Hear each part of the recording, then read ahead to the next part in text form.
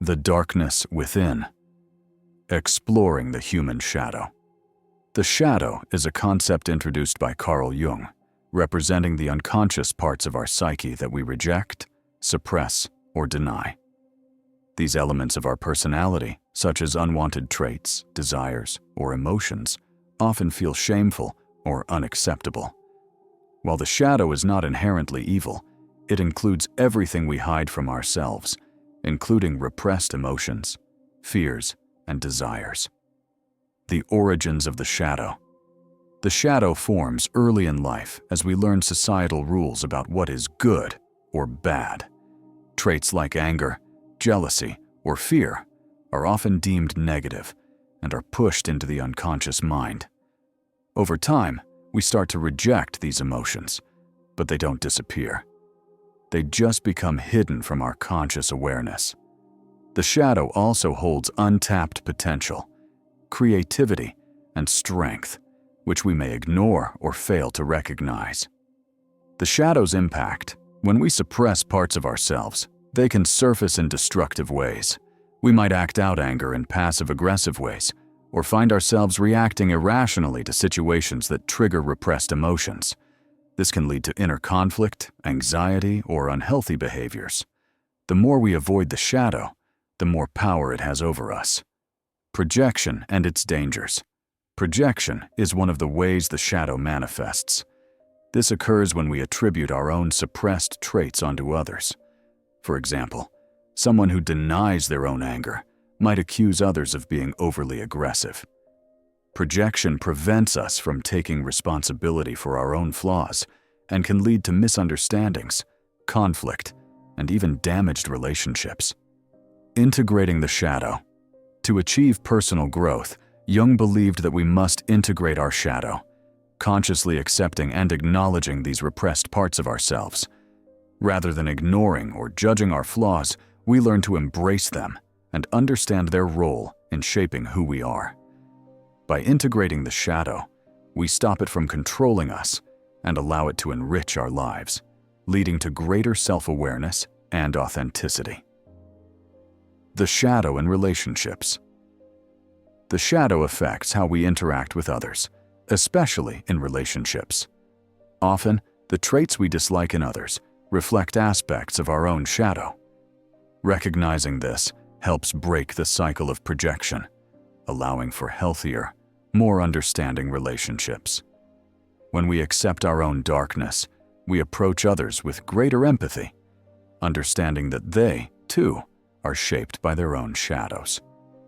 Conclusion. The darkness within us, our shadow, is an integral part of who we are. By acknowledging and integrating it, we unlock hidden potential, gain self-awareness, and experience personal growth.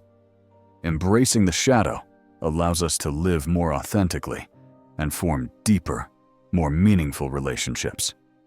As Jung said, one does not become enlightened by imagining figures of light, but by making the darkness conscious. The fear of our own death.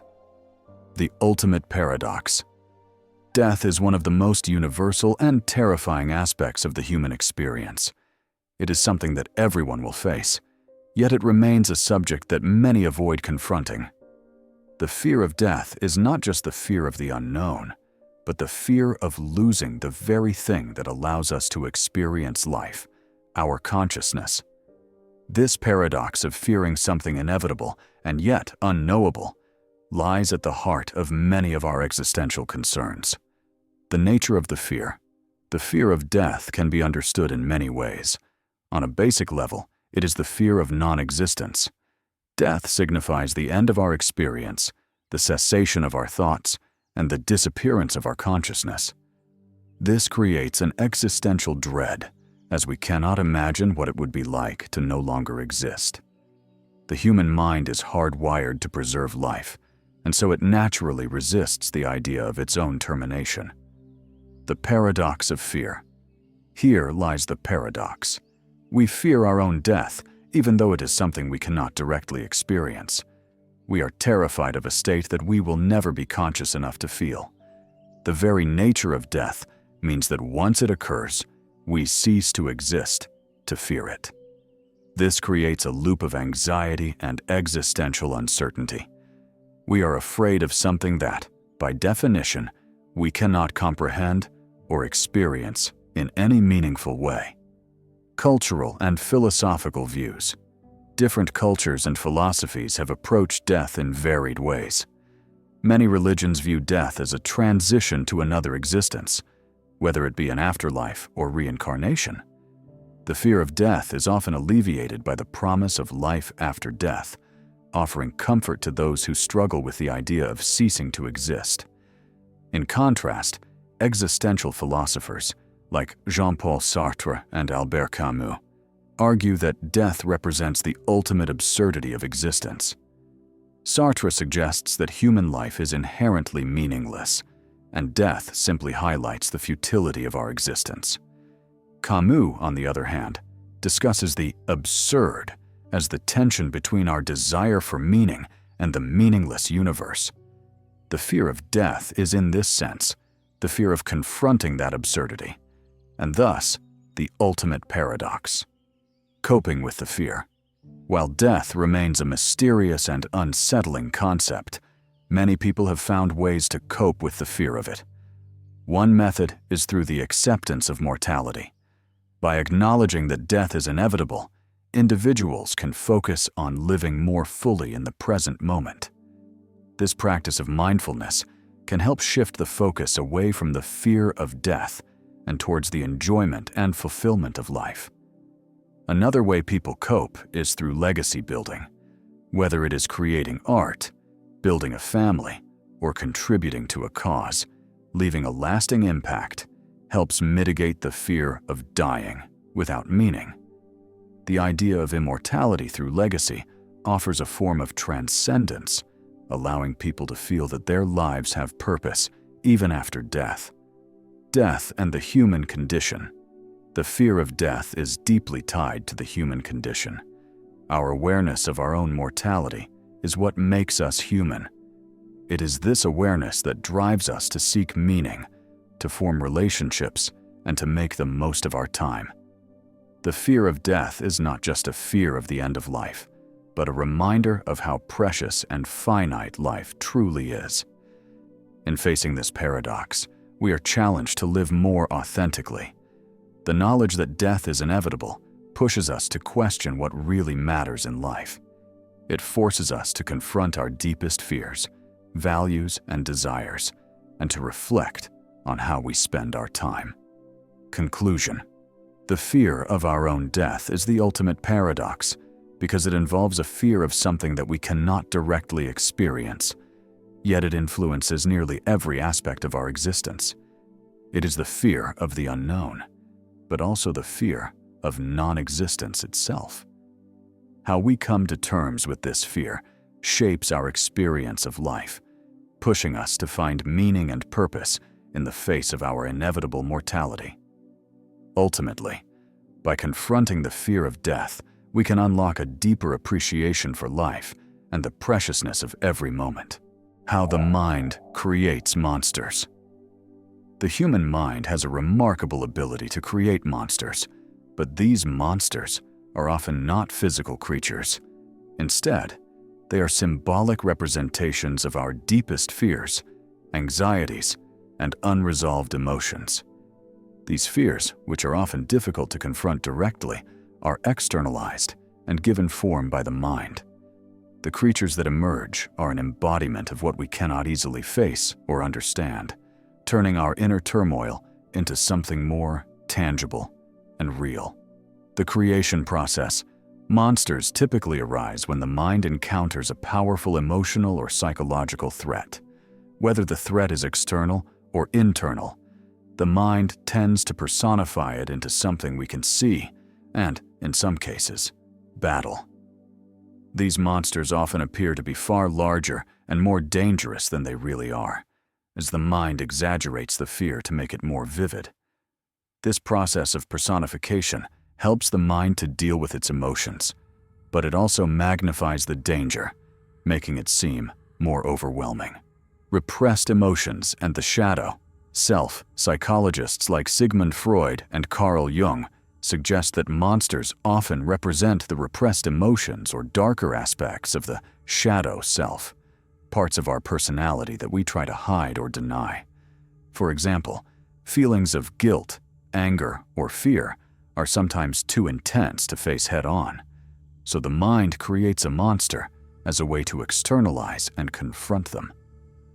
These creatures might take the form of figures in dreams or nightmares, which allow the subconscious mind to process these emotions in a way that feels more manageable. Jung argued that the shadow self is made up of traits and desires that we often refuse to acknowledge, and that the monsters we create may embody these repressed qualities. For instance, a person struggling with unacknowledged anger may dream of a terrifying creature that represents that emotion. The monster serves as a way to externalize and confront these repressed feelings, though they are often exaggerated into a much larger, scarier form. Influence of external media. In modern society, media like movies, books, and video games also influence the monsters that the mind creates. Many of the most famous creatures, zombies, vampires, and ghosts, are symbols of universal fears such as death, loss of control, or societal collapse. These external representations of fear blend with our personal anxieties, creating monsters that feel not just personal, but also collective. The monsters in movies and stories are often exaggerated versions of our own inner fears. Zombies, for example, symbolize the fear of losing our humanity, while vampires often represent a fear of death or immortality. These external images merge with the psychological monsters already present within our minds, making them feel even more real and powerful. Coping mechanisms. Interestingly, the monsters our minds create can also serve as coping mechanisms. By externalizing fear in the form of a monster, the mind creates something that can be confronted, fought, or escaped. This externalization allows the individual to face their fears in a way that feels less overwhelming. Over time, these encounters with monsters can help the person process their emotions, such as guilt, trauma, or anxiety. For instance, someone who has been through a traumatic experience might have recurring dreams featuring a monstrous figure. As they face the monster in their dreams, they might begin to heal, as the monster becomes a metaphor for the fear they are working to overcome. By confronting and understanding the monster, the individual can come to terms with the emotions it represents. Conclusion: the monsters our minds create are symbolic manifestations of our deepest fears and unresolved emotions. They allow us to confront aspects of ourselves that are difficult to face directly, providing a path to understanding and healing. Whether through dreams, nightmares, or the influence of media, these monsters reflect our inner struggles. By understanding how our minds create these creatures, we can begin to confront and ultimately heal the darkness within. The curse of immortality. Living forever as a nightmare. Immortality often appears as a tantalizing gift, the opportunity to live forever, to explore the world without fear of death. However, upon closer examination, immortality may reveal itself not as a blessing, but as a curse. The concept of living forever brings with it immense psychological burdens, such as isolation, loss, and the erosion of purpose. The endless cycle of loss. One of the greatest emotional tolls of immortality would be the endless cycle of loss. As an immortal, you would watch everyone around you age and die while you remain unchanged. The people you love, your friends, family, and companions would all pass away, leaving you in eternal solitude. Over time, the weight of losing those you care about would become unbearable, leading to profound loneliness and isolation. Immortality, instead of offering endless connection, would create an unbridgeable gap between you and the rest of humanity. The weight of time immortality also removes the urgency that makes life meaningful. Time, in its natural flow, pushes us to make choices, experience new things, and create meaning in our lives. Without the pressure of time, immortality would gradually dull the thrill of living. The world would become repetitive and stagnant, as each new experience loses its excitement, and the passage of time loses its significance. What was once new and exciting would eventually feel monotonous and predictable. The erosion of purpose. Purpose is a fundamental aspect of the human experience, yet immortality undermines it. The pursuit of meaning, whether through relationships, careers, or personal growth, loses its urgency when death is no longer an issue. After centuries, the thrill of accomplishments fades, and the desire to build or contribute diminishes. Immortality would eventually leave you questioning the point of everything, making the pursuit of purpose feel ultimately fruitless. The psychological toll. Immortality would take a heavy psychological toll. The constant loss of loved ones, the endless passage of time, and the erosion of purpose would lead to deep existential dread. The mind, unable to cope with endless life, would struggle to find meaning in a world that never ends. Over time, the initial thrill of living forever would give way to despair, as immortality reveals itself as a psychological prison. Conclusion. The curse of immortality is not eternal youth or endless discovery, but the relentless cycle of loss, the erosion of purpose, and the eventual emptiness that accompanies living forever. While immortality may seem appealing at first, it would quickly transform into a nightmare, marked by isolation, endless boredom, and the haunting realization that eternal life brings not freedom, but an unending prison. The haunting nature of regret. Regret is a powerful emotion that often lingers long after an event has passed. Unlike other feelings, regret can haunt us, resurfacing unexpectedly and altering our perception of the past.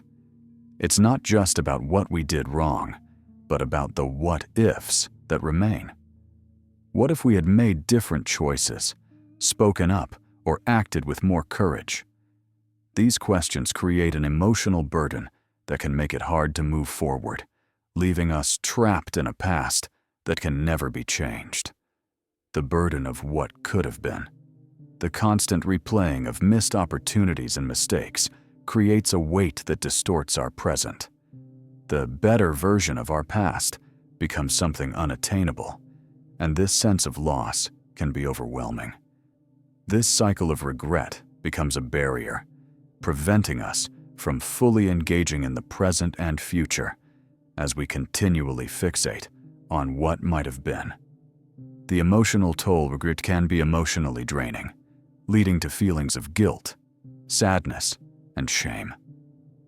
Unlike fleeting emotions, regret stays with us, influencing how we see ourselves and our decisions.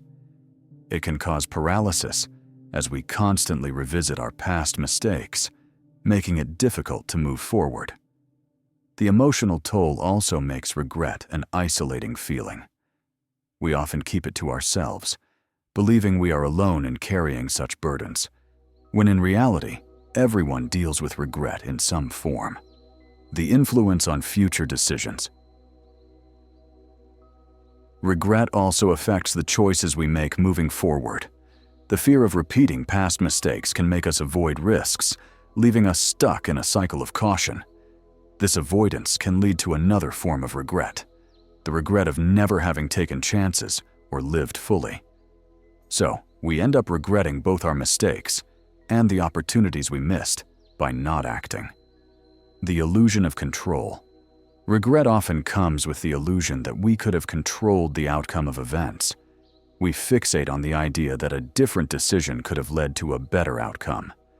However, life is unpredictable, and many things are beyond our control.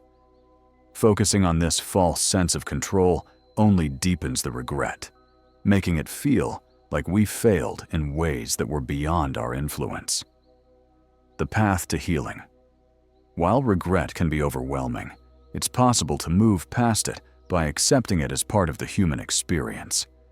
By learning from our regrets and forgiving ourselves, we can stop letting the past control us.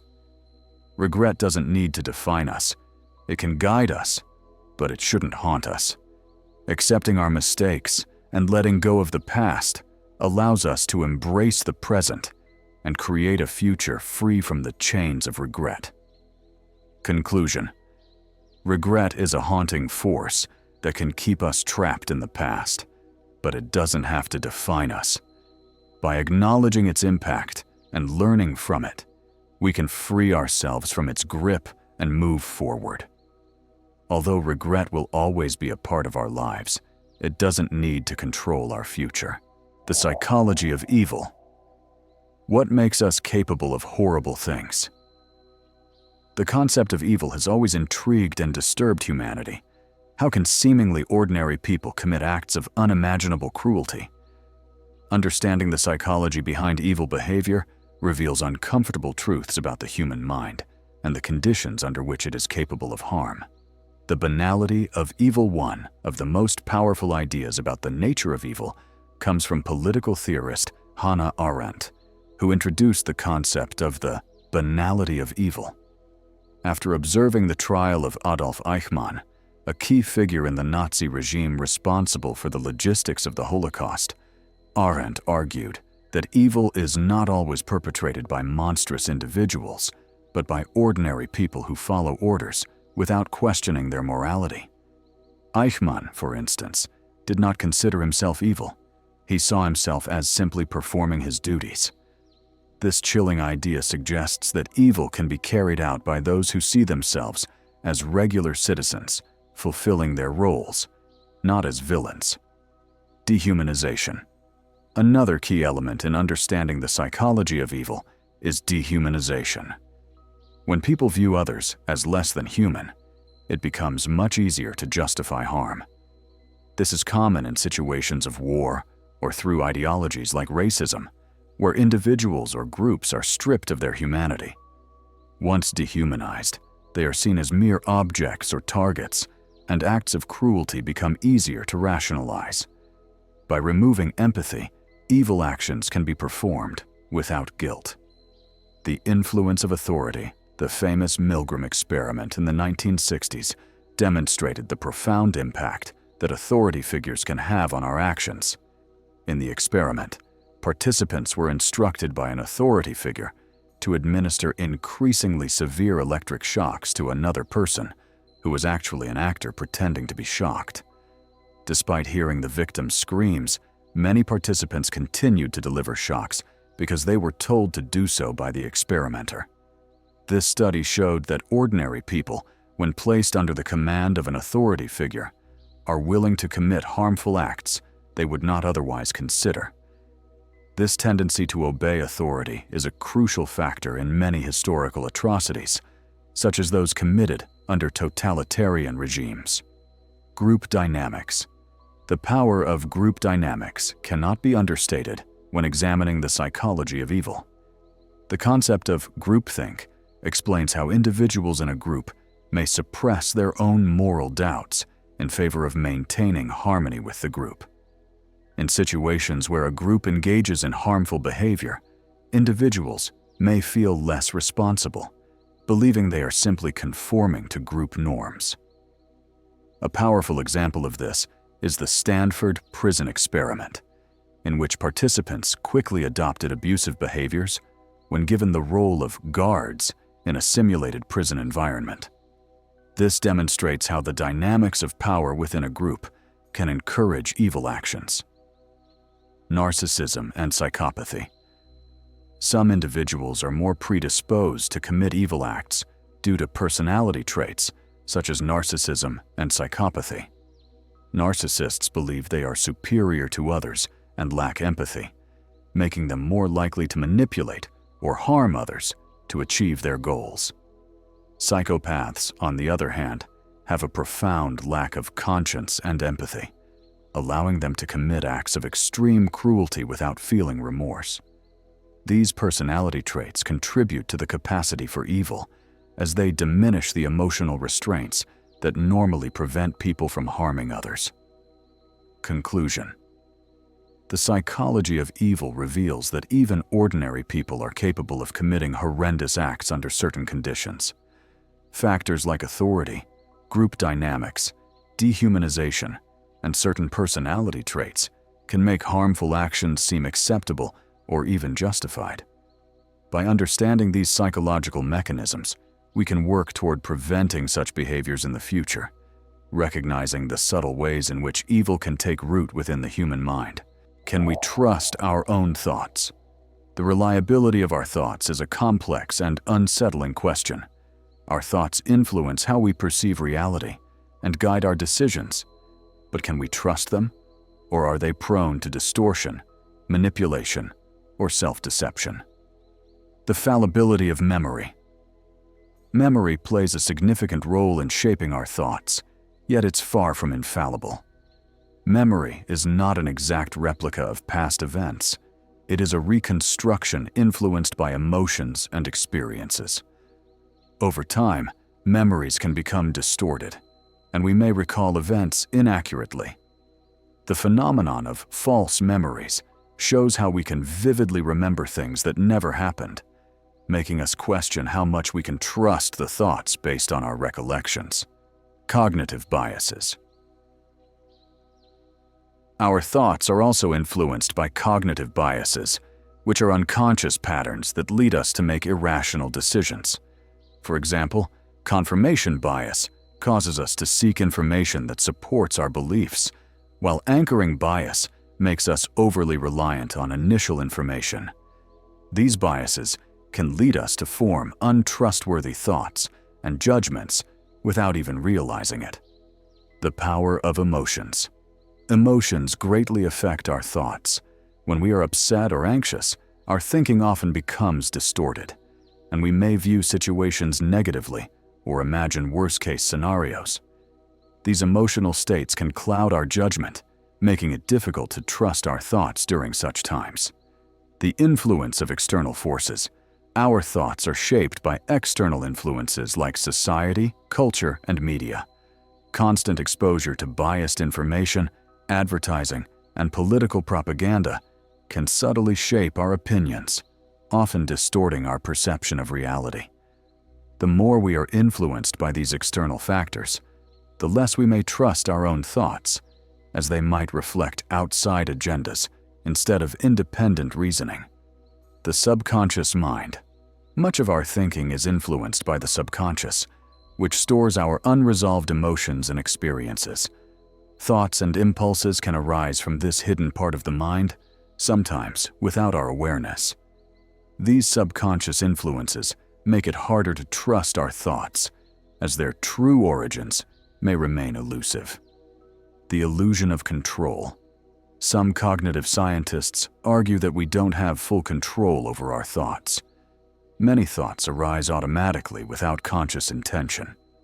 Our habitual patterns, external stimuli, and past experiences often shape our thinking, leaving us with the question, if we can't control our thoughts, can we trust them? Conclusion. While our thoughts are essential in guiding us through life, they are also susceptible to distortion. Memory issues, cognitive biases, emotional states, external influences, and subconscious forces can all affect their reliability.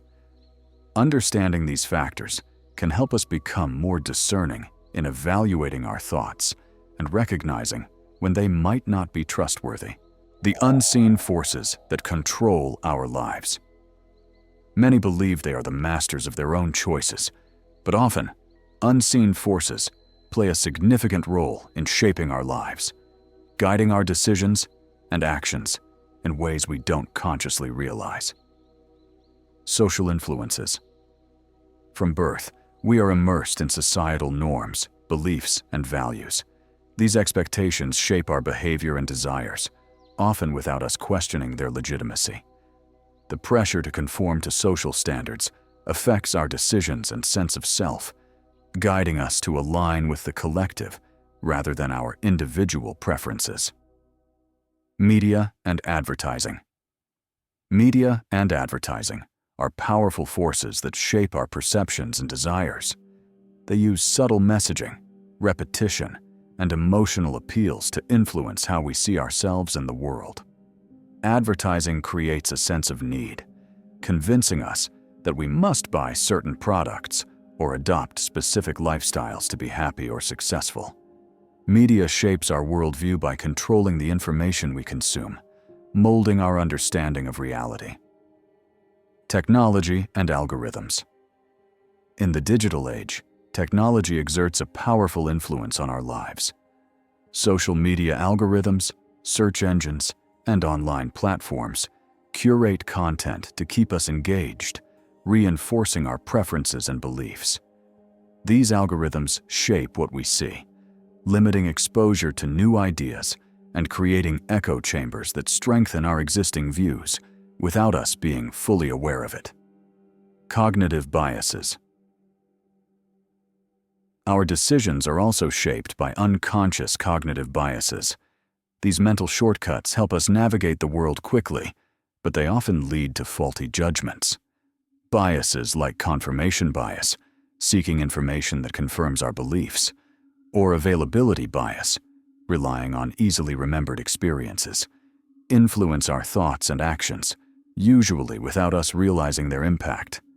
Subconscious programming. The subconscious mind plays a crucial role in controlling our behavior.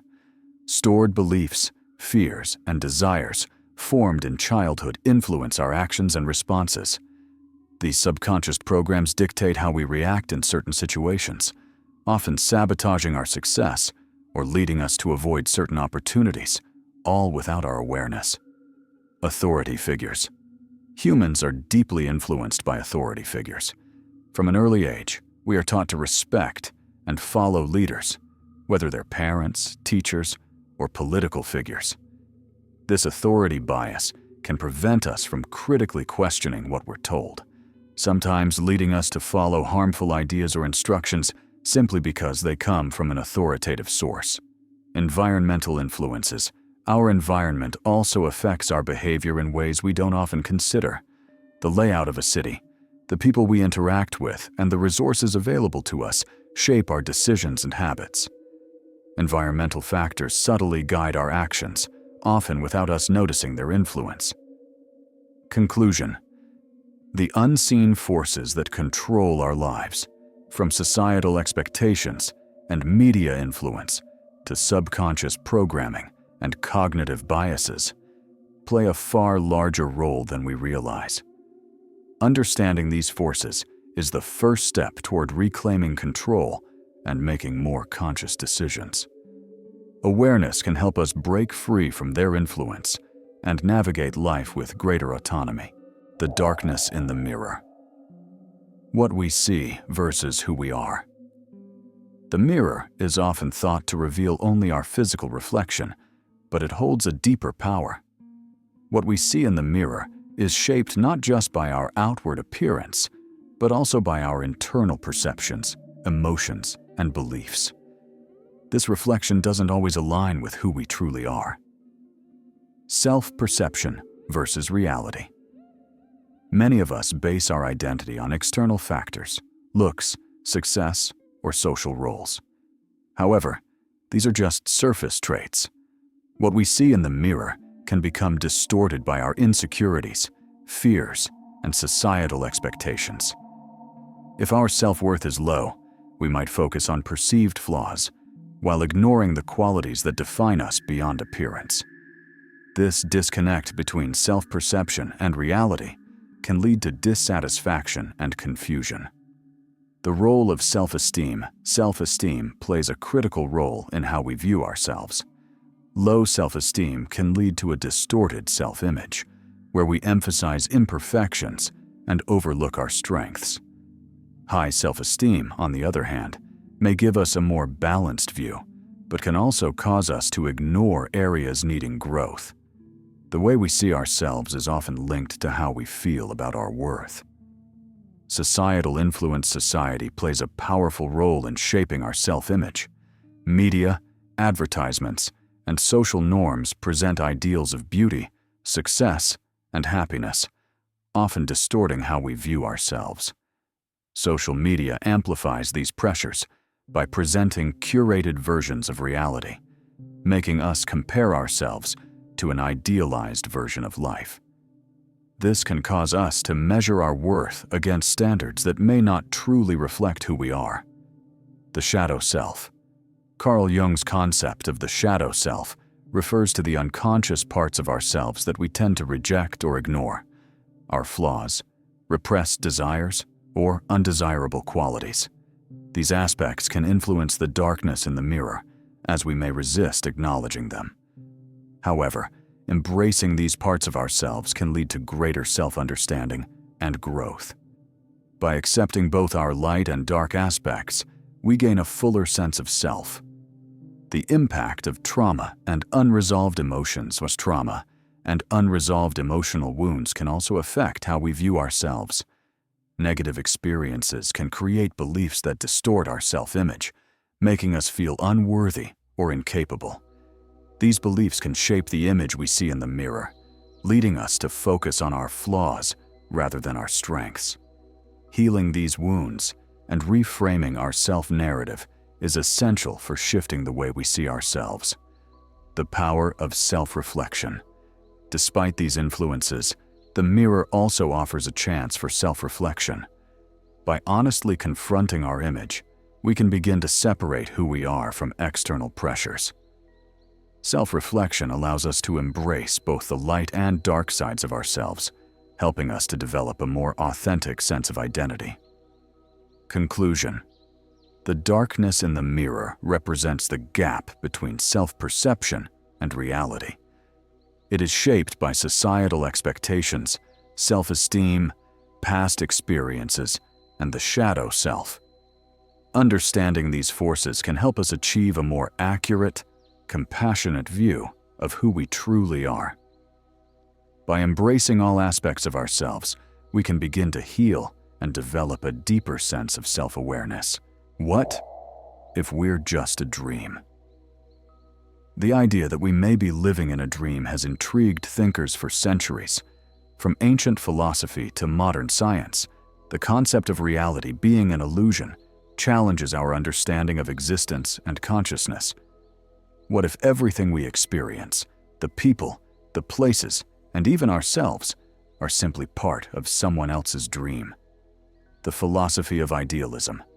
One of the earliest theories comes from idealism, which argues that reality only exists because we perceive it. The philosopher George Berkeley suggested that everything in the world is a product of our mind. If this is true, then what we see, feel, and experience might be no more than the figments of a higher mind's imagination. In this view, we may be living within a dreamlike existence, with our reality shaped by a conscious force beyond ourselves. The simulation hypothesis. In modern times, the simulation hypothesis proposed by Nick Bostrom suggests that our world might be a sophisticated computer simulation created by an advanced civilization. If this is true, our lives and experiences could be nothing more than a dreamlike simulation, one in which we are unaware of being part of a larger, controlled reality. Just like a dream, our perception of reality might be entirely artificial, constructed for reasons beyond our comprehension. Consciousness as a dream. Another way to explore this idea is by questioning the nature of consciousness. If we accept that our perception of the world is shaped by our minds, it's possible that reality itself is no different from a dream. The thoughts, emotions, and sensory experiences we have might not be tied to an objective reality, but could instead be creations of our own minds. If our minds can shape everything we perceive, could our entire existence be just a series of dreams within a greater consciousness? Solipsism. Are we the only real ones? The philosophical concept of solipsism suggests that only one's own mind is sure to exist, and the external world, including other people, could be mere projections. From this perspective, the idea that we are living in a dream makes sense. If our consciousness is the only reality, then everything we experience is created by our mind. This might be both empowering and isolating. If we are the sole creators of our reality, then we are also alone in it. The search for meaning. If we are merely a dream, it raises the question of what meaning our lives hold. If everything is temporary and illusory, does it matter? Some might argue that the transient nature of life makes it more precious. Much like a dream, our existence may be fleeting, but that doesn't make it any less valuable. The uncertainty of whether we are real or not can encourage us to live more fully, appreciating the present moment, regardless of its permanence. Conclusion. Whether we are a dream, a simulation, or something else entirely, the idea challenges us to question the very nature of existence. It forces us to reflect on what is real and whether our lives have meaning if they are just temporary illusions. While we may never know for sure, contemplating this idea reminds us of the mysterious and often uncertain nature of life, urging us to explore and embrace the unknown. The silent monsters in our minds. Inside each of us, there are silent monsters, thoughts, fears, and emotions that quietly influence our actions and perceptions. These monsters aren't external creatures, but internal struggles that shape how we see ourselves and the world. They are the fears, doubts, and feelings we bury deep within, often hidden from view, but they silently control much of our lives. Fear. The most common monster. Fear is perhaps the most prevalent silent monster. It can manifest in many forms: fear of failure, rejection, or the unknown. Unlike external threats, fear works silently in our minds, paralyzing us and preventing us from taking risks. It creates a sense of unease and can stop us from living fully. This monster doesn't shout. It quietly whispers doubts that keep us from moving forward. Guilt and shame, the silent burdens. Guilt and shame are another pair of silent monsters. They often go unnoticed until they begin to affect our self-worth. Guilt stems from actions or mistakes, while shame comes from feeling inherently flawed. Both emotions can weigh heavily on us, preventing us from living freely and holding us back from personal growth. They thrive in the shadows of our minds, quietly controlling how we see ourselves. Anxiety. The invisible chains. Anxiety is another monster that doesn't make loud noises, but affects us constantly. It's not always tied to a specific event, but lingers, creating a general sense of unease. Anxiety often stops us from acting on opportunities because of an overwhelming fear of the unknown or failure. It keeps us trapped in cycles of overthinking and self-doubt, silently draining our energy. The subconscious mind. A haven for monsters. Many of these silent monsters exist in our subconscious, where they remain hidden from our conscious mind. The subconscious stores repressed emotions and unresolved conflicts, which can shape our behaviors without us realizing it. These monsters may not always be visible, but their presence can dictate how we feel and act in the world. Confronting the monsters. Though these monsters seem uncontrollable, the mind has the power to confront them. Through self-awareness and mindfulness, we can start to bring them into the light. Recognizing their existence is the first step in reducing their power. By understanding where these fears come from, we can learn to challenge them, using healthier coping strategies to manage their effects. Embracing the darkness. Rather than trying to eradicate the monsters, it's important to acknowledge them. They are a part of who we are, shaped by past experiences and struggles. By accepting them, we can learn to live alongside them and even grow from them. The key is to stop letting them control us. We may never fully rid ourselves of these silent monsters, but we can learn to navigate the darkness and use it to our advantage.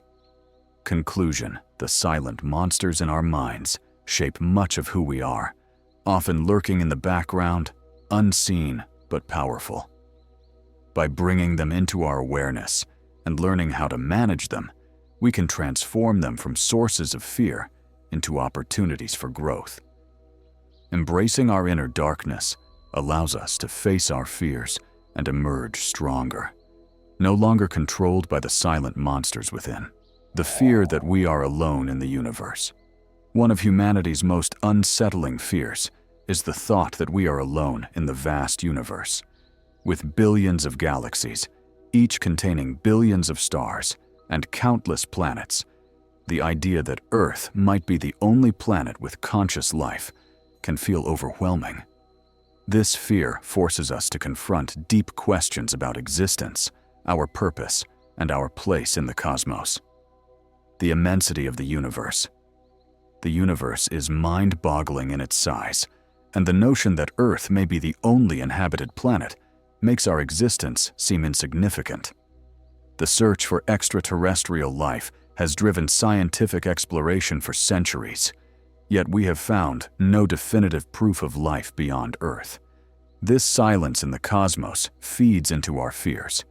If we are alone, what does that say about the value of our lives? Loneliness in the cosmos. If we truly are alone, the isolation is profound. The idea that we are the only intelligent species in an endless universe is deeply unnerving. This loneliness isn't just the absence of other life, but the existential weight of being the only conscious beings in a seemingly indifferent cosmos. If we're alone, what meaning does life have? This fear forces us to question the significance of our existence. The fear of the unknowable. The fear that we may be alone is closely tied to our fear of the unknowable. Despite technological advancements, the universe remains full of mysteries beyond our understanding. The silence of the cosmos suggests that there may be no answers, no other civilizations to discover, and no greater purpose to our existence. This uncertainty deepens our existential dread. The paradox of human significance.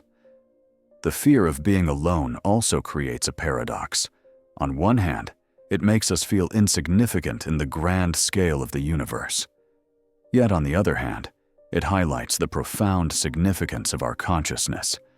If we are the only intelligent beings, we become the universe's sole observers, and this responsibility can be both overwhelming and empowering. The psychological impact of isolation. The thought of being alone in the universe can lead to profound anxiety. As social creatures, we are wired to seek connection, and isolation from other life forms, be they human or extraterrestrial, can amplify feelings of insignificance. This fear forces us to confront the uncomfortable reality of our place in the cosmos. Conclusion: finding meaning in solitude. The fear of being alone in the universe challenges us to find meaning in our existence. Whether or not we are alone, it is up to us to create significance in our lives. In the face of this vast emptiness, our challenge is to embrace the beauty of our consciousness and use it to find purpose, meaning, and connection. Are we living in a simulation of our worst fears?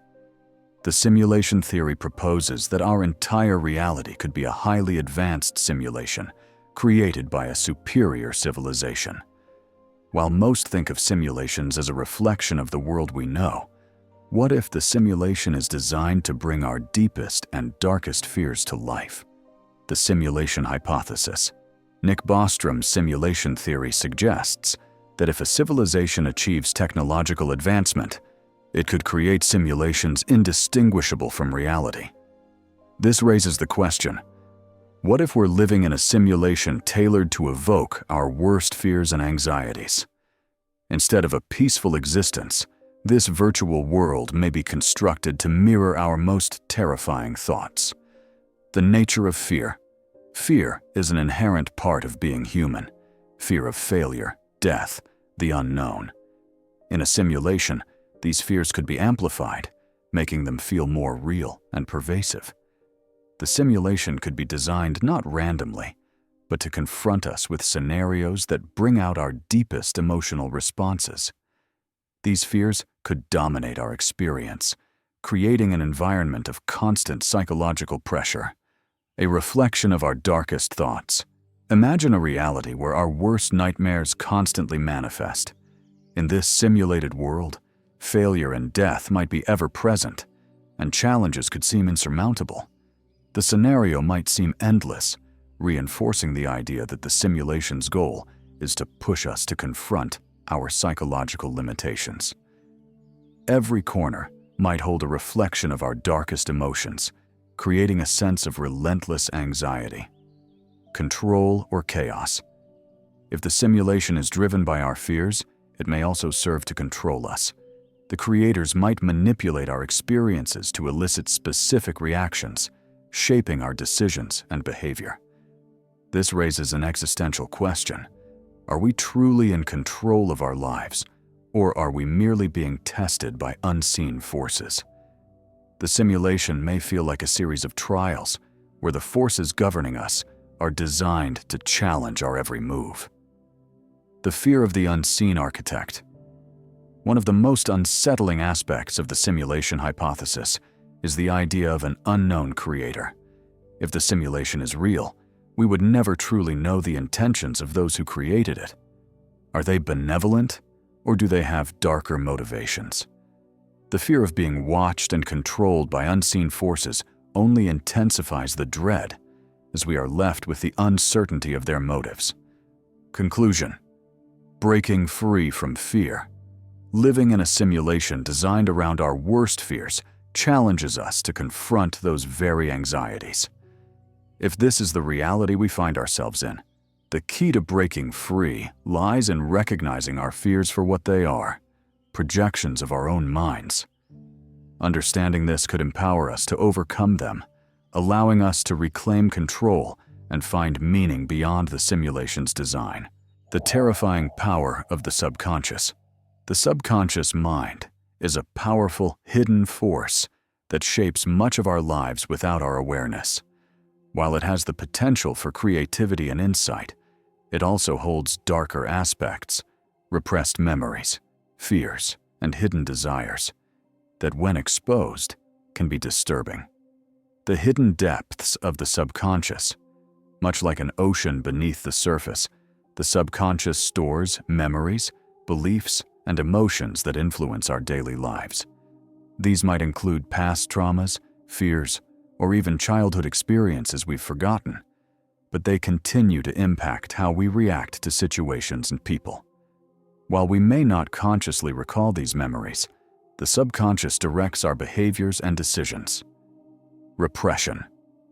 The dark mechanism.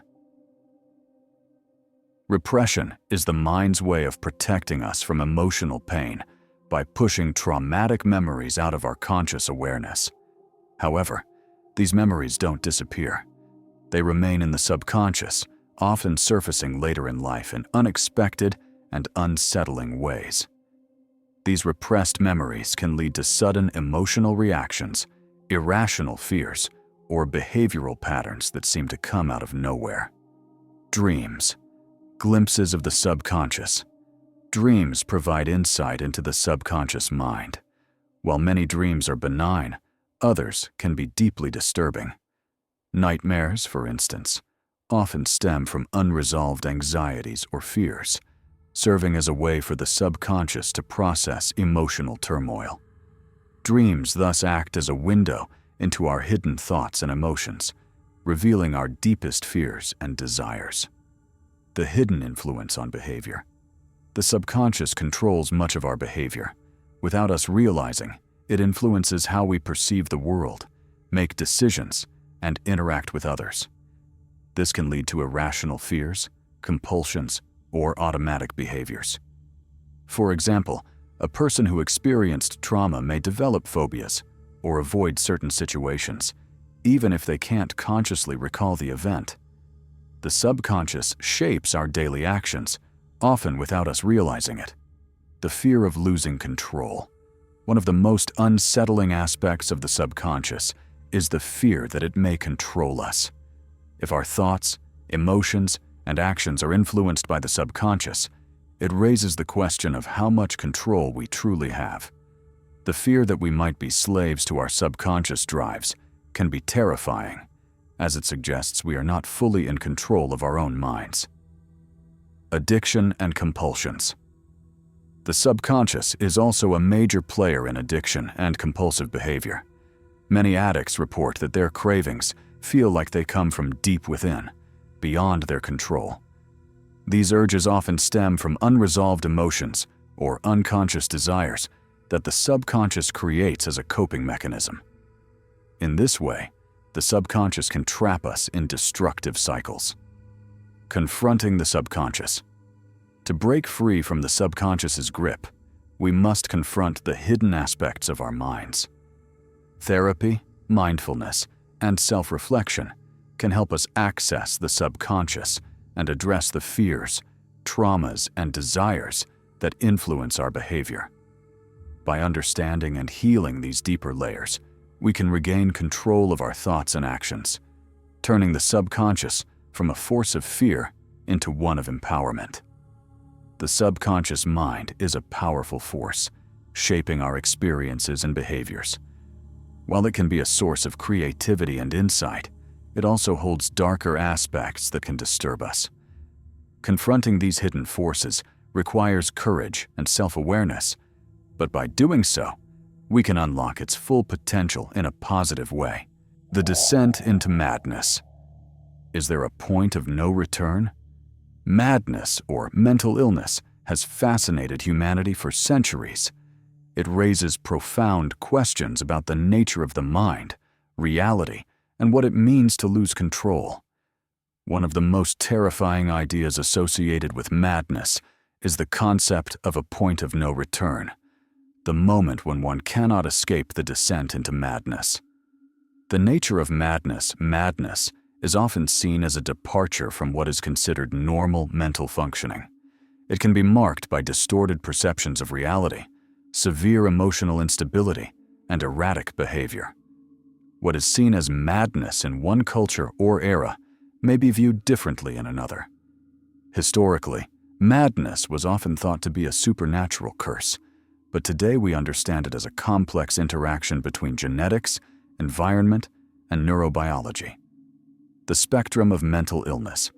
Madness isn't one singular condition, but a spectrum of mental health disorders ranging from mild anxiety to severe conditions like schizophrenia. The journey into madness often begins subtly with small changes in thinking or perception, making it hard to detect before it becomes overwhelming. For some, it may start with increased stress or anxiety, slowly creeping into a more significant disturbance of reality. The point of no return. Is there a moment when one crosses a line beyond which recovery is impossible? Some mental illnesses, like schizophrenia, may reach a point where full recovery is no longer possible, and the focus shifts to symptom management. However, for others, the descent into madness may be more gradual, and while it may seem irreversible, recovery is still possible. The role of trauma and stress. Unresolved trauma, particularly from childhood, can leave deep scars on the psyche, often leading to mental illness later in life. Stress is another significant factor in the descent into madness. As modern life becomes more stressful, the pressure can push people past their limits, leading to mental breakdowns. When trauma and stress pile up, they can create a tipping point where the individual can no longer cope. Isolation and society's response. Isolation can accelerate the descent into madness. Without social support, individuals may lose touch with reality. Additionally, society's stigmatization of mental illness often worsens the situation. Lack of understanding and empathy pushes those suffering into deeper isolation, making recovery more difficult. The fine line between genius and madness. Throughout history, many notable figures have exhibited behaviors straddling the line between genius and madness. The connection between creativity and madness suggests that intense focus on creative pursuits might come at the cost of psychological stability. This fine line between extraordinary talent and madness complicates our understanding of the mind. The possibility of recovery. While some may reach a point of no return, many can recover or learn to manage their conditions. Modern therapies and medications offer hope for those suffering from mental illness, even in severe cases. Recovery may not mean returning to normal, but it can involve finding ways to live with the condition and lead fulfilling lives. The inner struggle. At the heart of the descent into madness is the internal battle between self-preservation and self-destruction. This struggle is a deeply personal one, with the individual often feeling torn between seeking help and fearing that they are beyond saving. It is this emotional conflict that makes the journey into madness both frightening and isolating.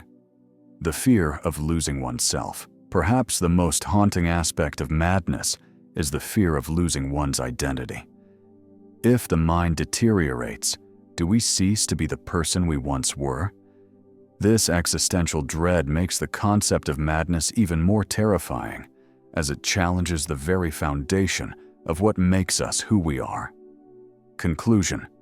The descent into madness is a complex, personal journey influenced by a combination of factors. While a point of no return may exist for some, many can recover with the right treatment and support. Madness is not a singular destination but a spectrum, and though the journey is often tragic, there is always hope for healing and transformation.